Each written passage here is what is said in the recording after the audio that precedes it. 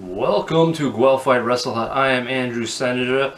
This is the Pink Flower Captain Witchfingers, and today we're talking about, we're prognosticating All Out coming up, which will be, by the time we put this video, it will be only a couple of days before that. So I'm excited. We're probably going to do this now before every pay-per-view, just for the hell of it, and see how our predictions turn out and our thoughts on the matches. So let's see what goes down. This is in no particular order. We're just talking about a few matches that are off the top of our heads and what we're really looking forward to the most. So we're not leaving anything out on purpose. So we're just winging it. Wingmen. The first one we're going to be talking about is Chris Jericho versus MJF. I think this might be his last hurrah. He goes through the 5 steps of Jericho, stages or whatever. And he's gone through like that super crazy death match. He's got high fly match, submission match, does it all. And then I think so, yeah, I think this is his last hurrah. He's slowing down, he's aging. There's a lot of stars incoming, so he's stepping aside. He's a good commentator, and as something this guy pointed out earlier, he mentioned that this is his last AEW match. So I'm guessing it'll probably be in New Japan or doing other stuff on the sides. But last match in AEW. Well, there you heard it from the prognosticating wizard, Captain Witchfingers. First time in a while I'll probably agree with you, but it does sort of make sense. I could see it not happening and maybe go, but it's definitely a tough one. But we were talking about earlier, you could see him just doing some spot stuff in New Japan against guys because he's had his rivalries there. He's got his music. He can do the commentary. There's just obviously other avenues he can go, especially since he's in his early 50s. He doesn't need to be doing all of this, and he's really sort of challenged himself in this last year with all of these different matches and things that he's done. The blood and guts, the hardcore matches, the ass whooping Wardlow game, right? I think it's a sort of a last thing for his resume to top it off almost. Yeah, he took so many power bombs that you thought he was on reruns. Yeah, no, for sure. The next one we want to talk about is Pac versus Andrade El Idolo. This one sort of had, I don't know if I want to say it has a lack of build-up, but it just seems like there hasn't been too much, support behind it to really get into it too much. So I'm not sure who I could quite see winning. I want to sort of lean towards Andrade El Idolo just because he's new and he's only had one match. I want to see them build more behind him before he loses, probably. So I do. Maybe this actually could be the start.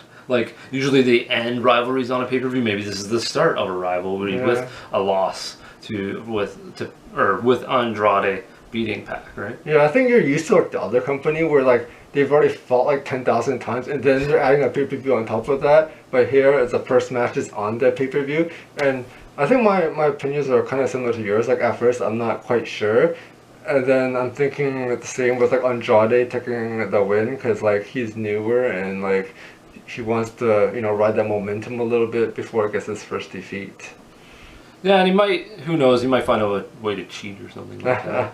You got Chavo sitting there, right? So it's the rest of the family. Yeah, so that's up there. Then you got Miro versus Eddie Kingston, which again is sort of, there hasn't been much of a build up to this so far. It's just really started on Rampage. You're gonna have a week worth of time. So I don't know really how deep this is gonna go storyline wise. If this is gonna continue afterwards as well, but I definitely see Miro winning. I don't. See them all of a sudden just giving a title change on such a quick, rivalry build-up.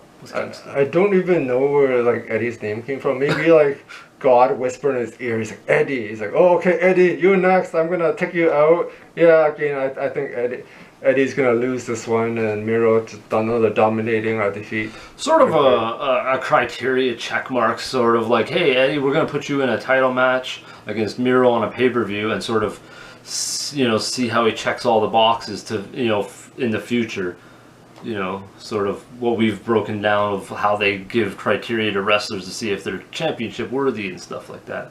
Yeah. At least that's how I was breaking it down. Very analytical maniac here.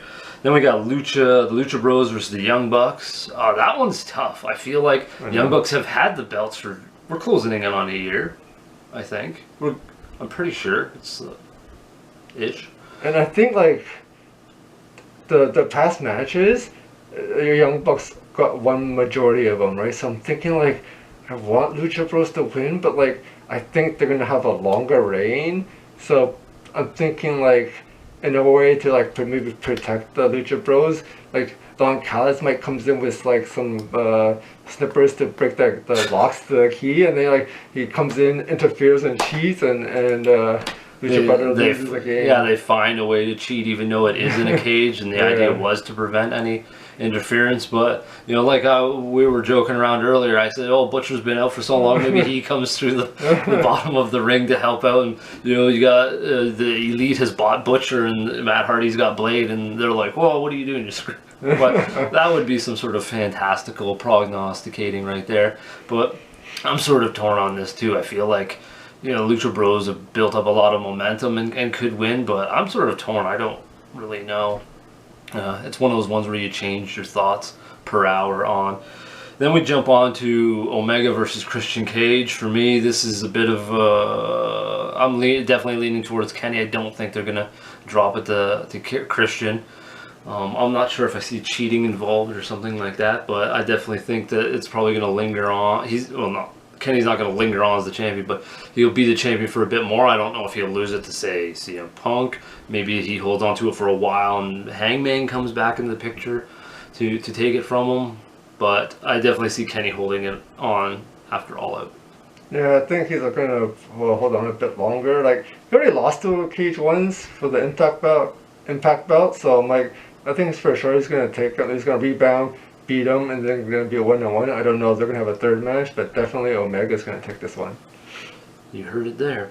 And then I want to save this match specifically for last. CM Punk's return after all this time versus Darby Allin. I don't know how I see this going. Like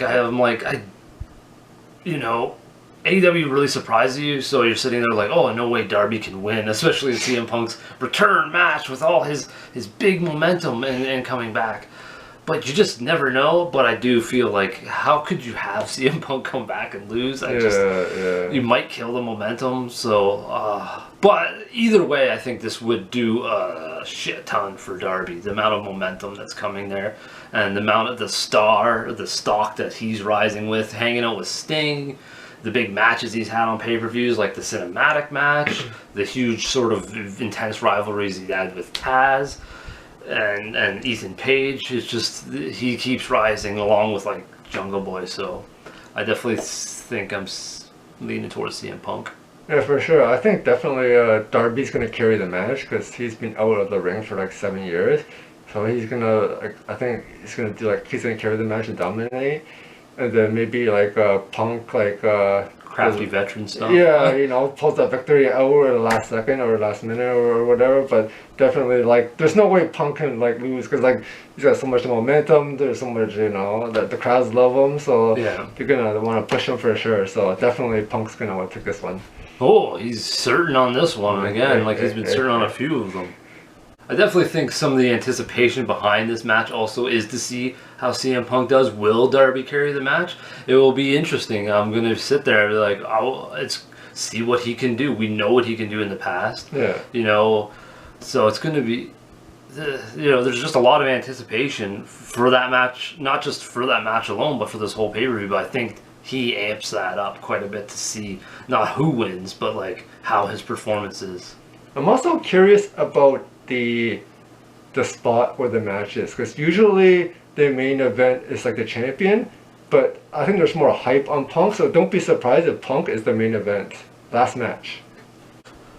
So that is our prognosticating thoughts on several matches for All Out. So let's see if we get any of these guys right, and we'll be joining you after All Out for a video and on our thoughts, and feel free to join us for that.